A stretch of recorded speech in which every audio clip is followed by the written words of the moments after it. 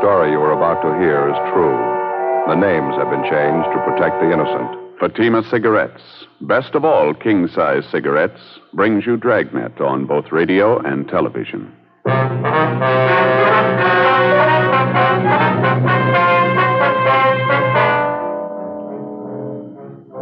You're a detective sergeant. You're assigned to juvenile division.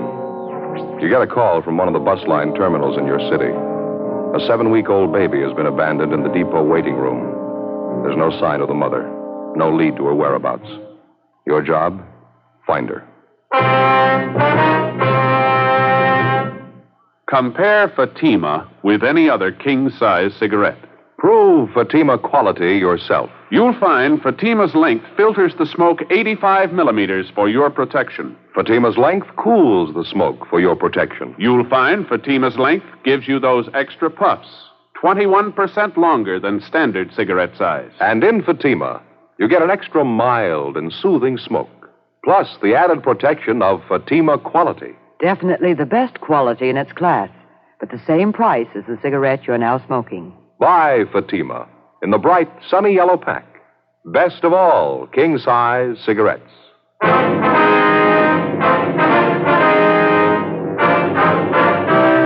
Dragnet, the documented drama of an actual crime. For the next 30 minutes, in cooperation with the Los Angeles Police Department, you will travel step by step on the side of the law through an actual case transcribed from official police files. From beginning to end, from crime to punishment, Dragnet is the story of your police force in action.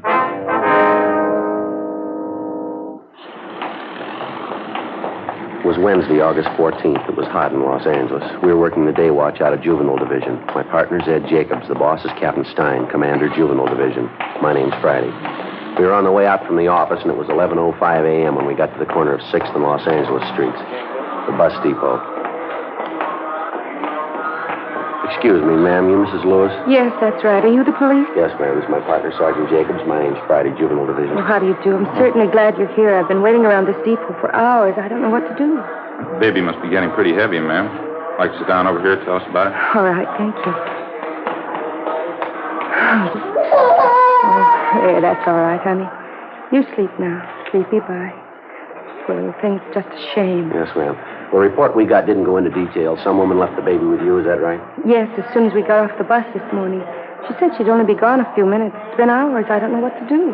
Well, did you know the woman, Mrs. Lewis? Her name's Dorothy Miller. She's from Arizona, Tucson.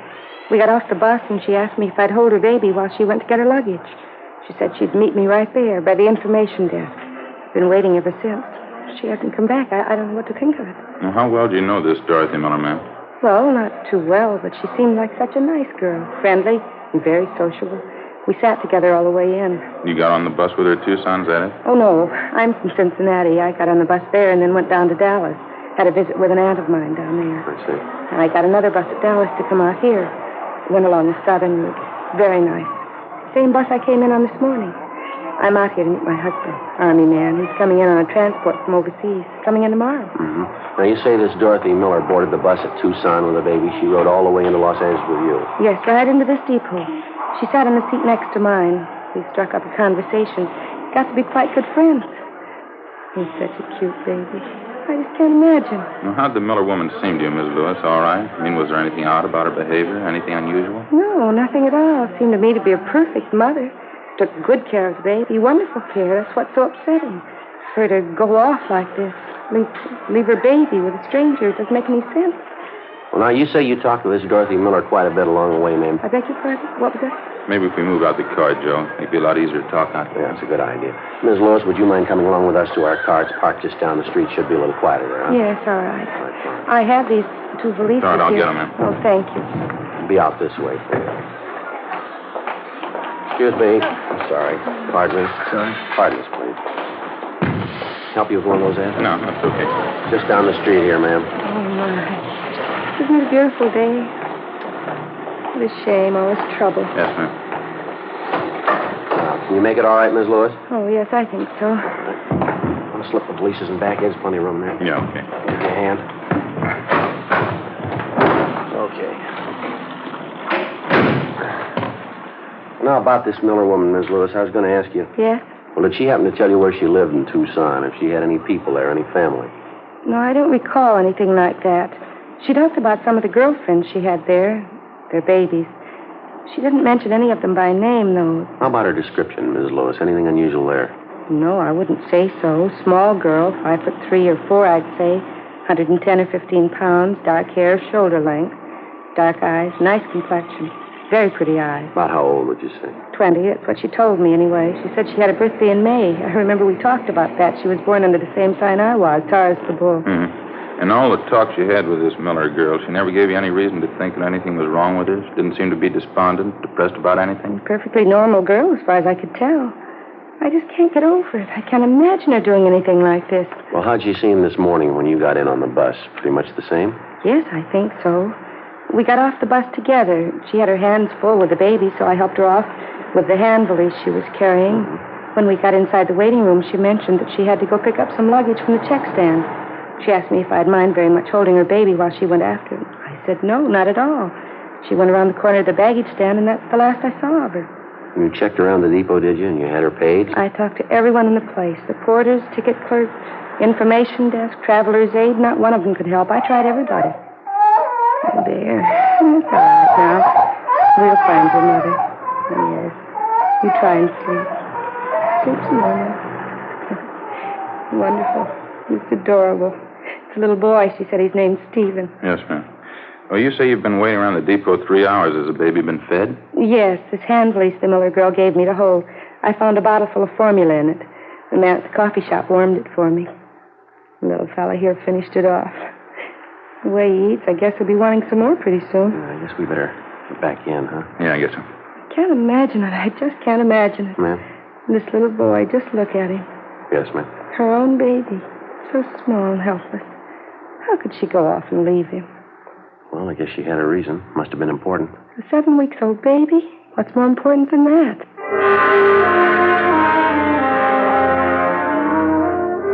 Before we left the bus depot, Ed contacted the clerk at the depot information desk and left our card with him. If anyone came in to make inquiries about the abandoned child, he was to advise them to get in touch with us. 11:48 a.m. The woman who'd been left with the baby, Mrs. Marjorie Lewis, agreed to return to the office with us and give us a complete report on everything she knew about the case. As soon as we got back, we briefed Captain Stein on what happened, and he assigned policewoman Betty Stone to come in and help out with the baby.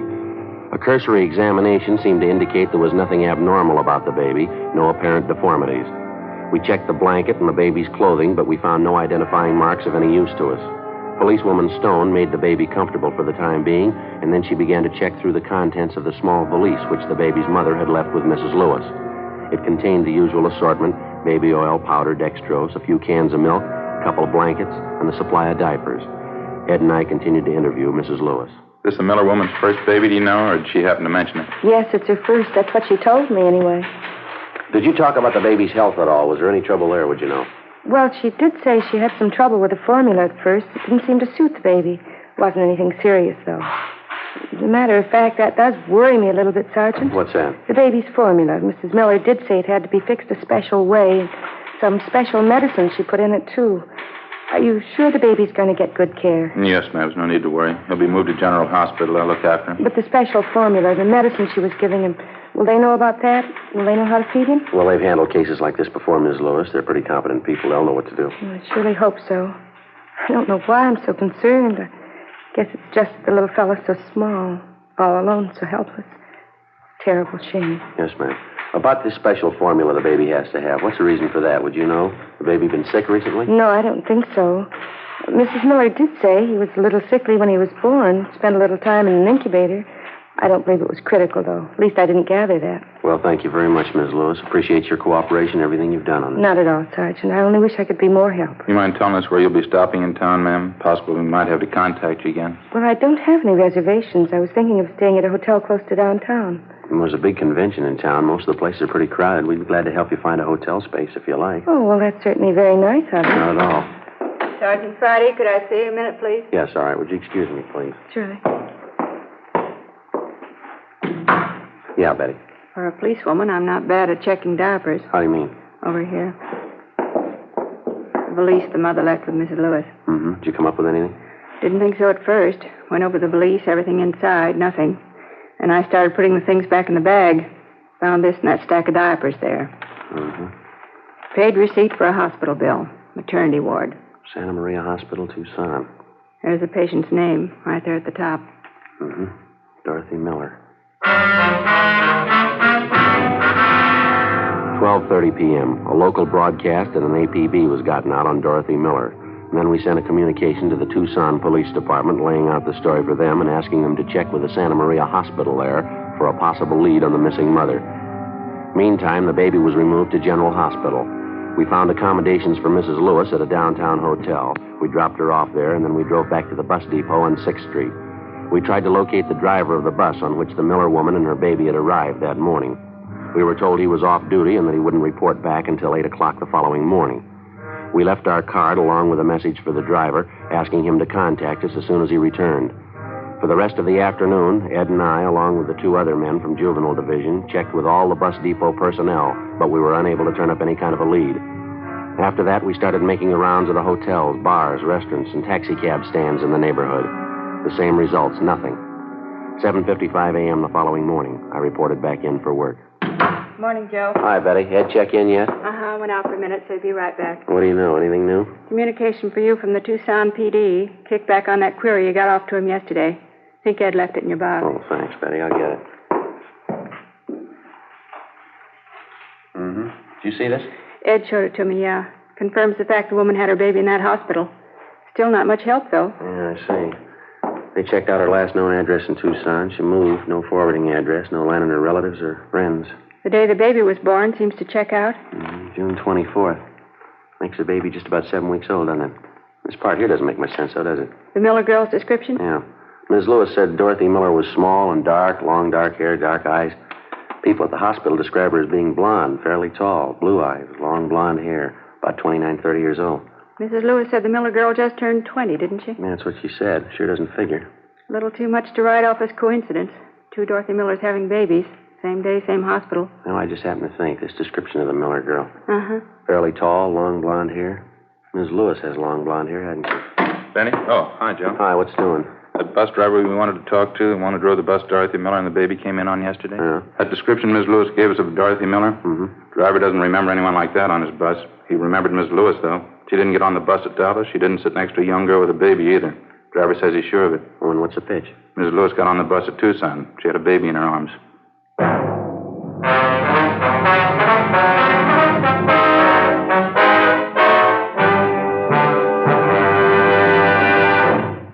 You are listening to Dragnet, authentic stories of your police force in action. Fatima, America's first, largest selling blended cigarette. Now king size. The only king size cigarette that makes you this money back guarantee. Buy a pack of Fatimas. Enjoy Fatima quality, extra mildness, and superbly blended tobaccos. If you're not convinced Fatima is better than the king size cigarette you're now smoking, just return the pack and the unsmoked Fatimas by August 1st, 1952, for your money back plus postage.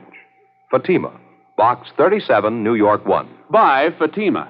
Compare them with any other king-size cigarette. 1. Fatima's length filters the smoke 85 millimeters for your protection. 2. Fatima's length cools the smoke for your protection. 3. Fatima's length gives you those extra puffs, 21% longer than standard cigarette size. And you get an extra mild and soothing smoke, plus the added protection of Fatima quality. Remember, more smokers now insist on Fatima quality than ever before. Buy Fatima. In Fatima, the difference is quality. Best of all, king-size cigarettes.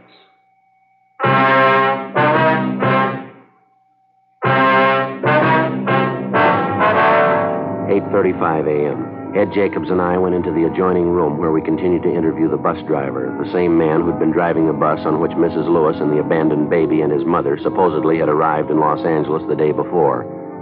The more we talked to the driver, the more he convinced us that the story we'd gotten from Mrs. Marjorie Lewis was a long way from the truth. He repeated that he was absolutely sure that Mrs. Lewis did not get on the bus at Dallas, that she boarded the bus at Tucson, and that at the time she got on, she was holding a baby in her arms. He was just as positive that Mrs. Lewis held the baby in her arms all the way to Los Angeles, and that she did not sit next to a young, dark-haired girl, but an elderly woman. He also told us that none of his passengers on that particular trip fitted the description of Dorothy Miller as given us by Mrs. Lewis. 8:50 a.m. Before the bus driver left, we got his address and a phone number where we could get in touch with him if necessary. 9:05 a.m. Ed and I got in the car, drove to the downtown hotel where Mrs. Lewis was staying, and called her room from the phone in the lobby. She told us that her husband, Army Captain Walter Lewis, had arrived in from overseas earlier that morning and checked in at the hotel. I asked her if her husband was with her, but she said no. He was downstairs at the hotel barber shop. Ed and I got in the elevator and went up to see her. Outside and down in the street, you could hear the sounds of a parade passing by. It was American Legion Convention Week, the traditional parade. Some parade, isn't it? Yeah, it's beautiful. Oh, good morning, officers. Come in, please. Thanks. Thank you very much, ma'am. What happened? Did you find out anything? Well, a few things, ma'am. We've been checking around. 2 or 3 more questions we'd like to ask you, if you don't mind. Well, no, not at all. How's the baby? Are they taking care of him? Is he all right? Yes, ma'am. He's fine. We checked at the hospital. He's doing real well. Oh, I'm glad. And the Miller girl, Dorothy Miller, did you find out anything? We haven't been able to locate her. No trace of her at all. That's why we're here, Miss Lewis. A few things we'd like to have you straighten out for us. Well, I'll do anything I can to help. I think I already told you everything I could remember about the girl. Well, now, we're going to be honest with you, Miss Lewis. We don't think you're telling the truth. What? Well, I don't understand. We talked to the man who was driving the bus you came in on yesterday, the same bus you say Dorothy Miller and her baby were on.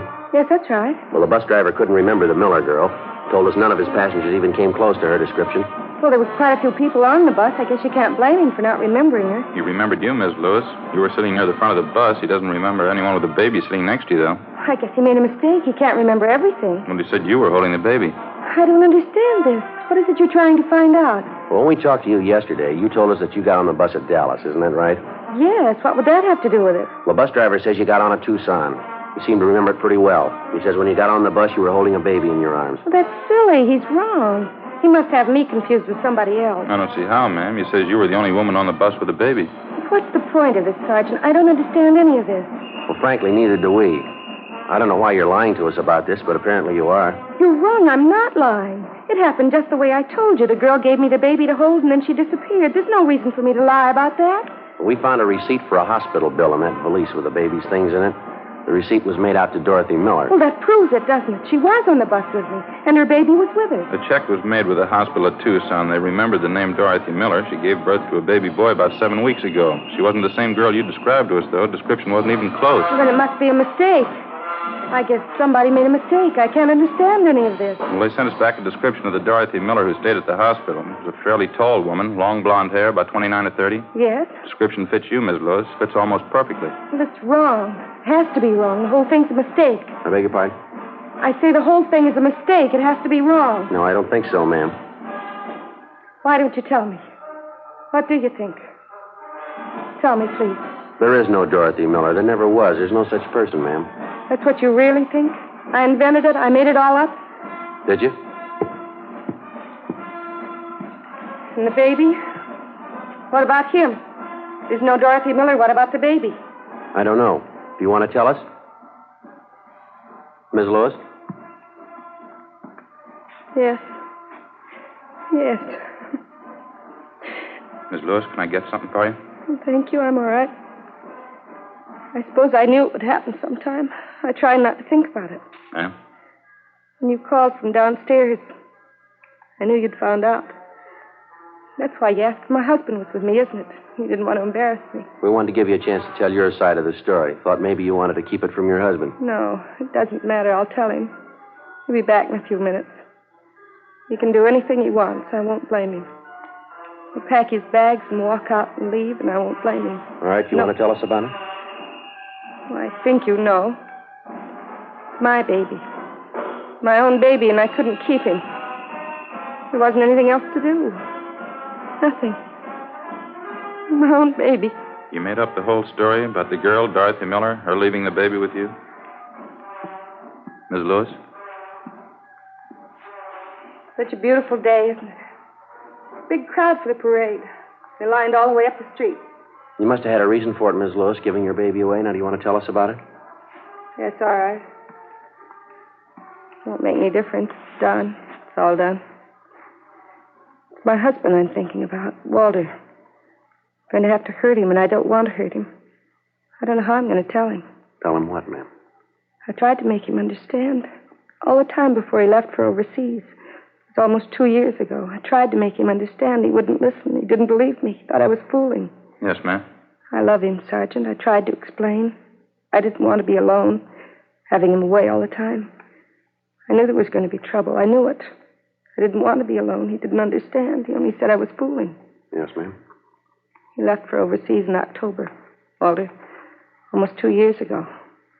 I went down to Wilmington. I saw him leave on the boat. I stood there and watched him go. I wasn't going to see him. 24 months. I wouldn't see him. No children, no family, just a 2-room apartment. If he only believed me. If he only would have taken me with him. Where were you living at that time, ma'am? Up the coast, just this side of Santa Barbara. I told Walter. I couldn't be alone. I needed something. If he only had children, if he'd only taken me with him. It didn't have to be this way. He could have taken me with him. He could have arranged it. He wouldn't. He left me here alone. I tried to tell him. He left me here alone. Yes, ma'am. I took it for a year, a whole year. 2-room apartment, being alone. I wrote to Walter twice a week. He wrote to me. It didn't do any good. He didn't want me with him. A whole year. And it got too much. You mean you could have joined him overseas? I don't know why. Kept writing to him. He kept putting me off a whole year. It got too much. 2-room apartment, alone. You can't spend your life that way. I started going out, having dates. I had to get out. Started going to parties, different people. Guess I drank too much. Didn't want to be alone. Guess I always drank too much. Mm-hmm. There's one party. Don't even remember who I went with. Guess it was drinking. I don't know. When I left, I don't even remember who I was with. It didn't have to be this way. It didn't have to happen like this. Are you all right, Ms. Lewis? Or something we can get you? No, I'm all right. I didn't know what to do when I found out. I saw the doctor. He didn't understand either. I mean, the way I felt. He said the baby would be born in June. I cried. He didn't understand. Yes, ma'am. When the time came, I went to Tucson, Arizona. Had my baby. At least I wasn't alone. I used a different name at the hospital. Dorothy Miller. Maybe it wasn't Walter's baby, but it was mine. It was mine. I thought at first it wouldn't make much difference, but it did, though. It did. Yeah? I knew what it'd mean. I loved Walter. I still love him. But if he found out, I knew what it would mean. I couldn't even think about it. I love Walter. I couldn't even think about telling him. So you figured on giving up the baby, huh? Giving him away, is that the idea? I can't tell you how many times I worked it out in my mind, day after day. I almost went crazy with it. Walter, the baby, which one? I finally decided Walter. Don't you think it's fair? Don't you? Well, I wouldn't know, ma'am. It's your decision. It's up to you. I don't know how to tell him. Won't you help me, please? Help me tell Walter. All right, if you like. It's such a terrible thing. I mean, to make a choice when you have to hurt somebody. To have to choose between the two of them. One of them has to be hurt. Ma'am? My husband or my baby. Which one? 10:38 a.m. At Mrs. Lewis' request, Ed and I stayed on at the hotel room until her husband, Army Captain Walter Lewis, returned. He was a tall, dark-haired man in his late 30s, dark eyes, tan complexion. Mrs. Lewis was waiting in the adjoining room. It wasn't easy, but as best we could, Ed and I briefed the husband on what had happened. His first reaction was fairly normal. He took it pretty hard. We kept on talking to him. After a while, he calmed down. We laid out the whole story for him again. She turned the baby over to the police, is that it? She gave the baby up? Yes, sir. She figured it was the only thing she could do. Kind of hard to believe, isn't it? What's the answer? What am I supposed to do? Well, sir, I know it's none of our business, Captain. I think you might try looking at it from your wife's point of view, maybe. What do you mean? Well, it's pretty obvious. She's still in love with you. I think she's shown you that. Yeah? Well, she was in a jam. It was a big choice for her to make. She knew she was wrong. She made a mistake. She was ready to pay for it. It was either you or the baby. She knew that. She decided to give up the baby. Baby's all right now? Somebody's taking care of her? Yes, sir. Baby boy. Where's Marge now, my wife? In the next room. I want to see her. Well, maybe you should wait just a little No, while. it's all right. Just want to tell her something. Aren't you?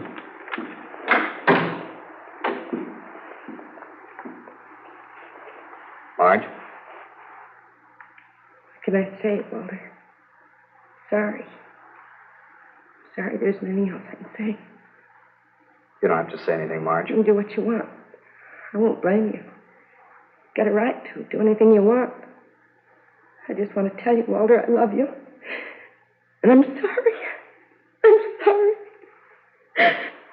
Sit down, Marge. Come on, sit down. I won't blame you, Walter. Anything you do, I won't blame you. It's going to be all right, honey. Nothing to cry about. Everything will be all right. Try and take it easy, dear. You got a little mistake here. I guess I made my share of it. It'll all work out. Officer? Yes, sir. I'd like to ask you a favor. You got a car downstairs? Yes, sir, we do. Wonder if you'd mind dropping us by the hospital. I'd like to see my son.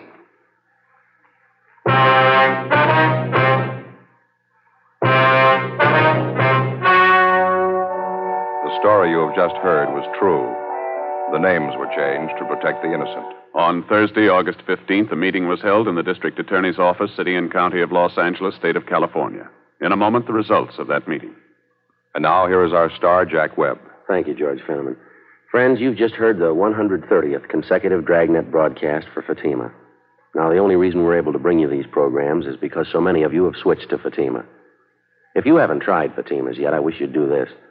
Buy a pack and compare them with the king-size cigarette you've been smoking. You'll find Fatima gives you an extra mild and soothing smoke. You'll like Fatima's better flavor and aroma. What's more, I kind of think you'll agree with me. Fatima's the best of all king-size cigarettes.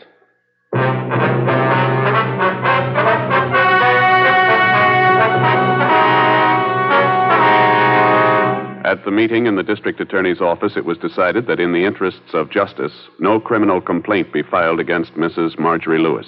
The baby was released to the custody of her and her husband. Ladies and gentlemen, Betty Mills, Western representative of Radio and Television Mirror magazine. The editors of Radio and Television Mirror are happy to announce that in the annual awards poll conducted by Radio and TV Mirror magazine, American radio listeners from coast to coast have voted Dragnet their favorite program of its type for the second consecutive year. In addition, the nation's radio listeners have voted Jack Webb their favorite dramatic radio actor. Thank you very much, Betty, on behalf of our cast, our entire production staff, and myself. Be sure to read the feature story about Jack Webb in the current issue of Radio and Television Mirror magazine, now on the newsstands.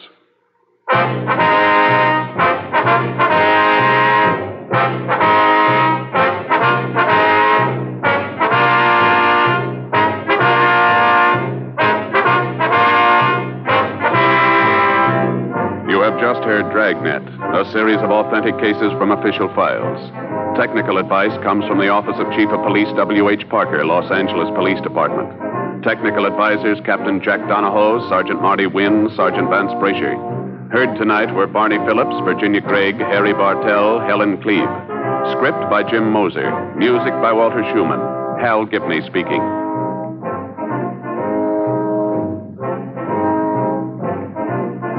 Fatima Cigarettes, best of all king-size cigarettes, has brought you Dragnet, transcribed from Los Angeles.